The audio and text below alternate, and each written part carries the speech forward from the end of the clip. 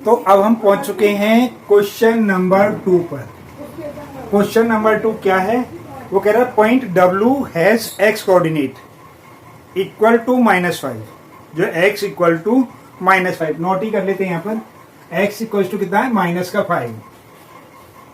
You predict the coordinate of point H which is on the line through W parallel to the y axis, which coordinates can H lie इन।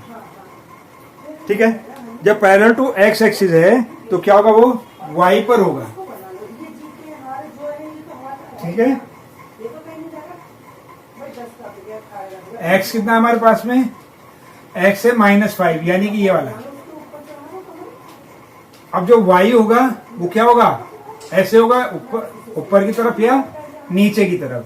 तो जो हमारा coordinate होगा वो h के लिए coordinate क्या होगा? एक तो -5 हो गया, ठीक है, -5 हो गया, और दूसरा क्या हो गया हमारे पास में? y हो गया।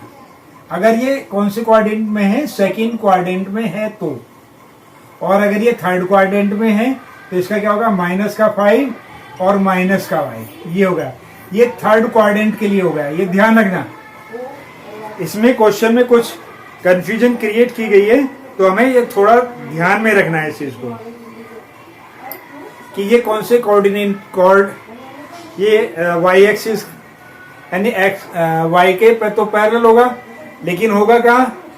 कौन से कोऑर्डिनेट में होगा? अगर y प्लस का है तो ऊपर के में जाएगा, और y माइनस का है तो नीचे के में जाएगा। तो ये क्लियर हो गया।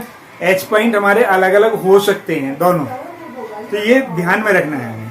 तो आप इसे चाहें तो इसका आंसर यही रहने दीजिए, और चाहें दोनों को शो कर दीजिए।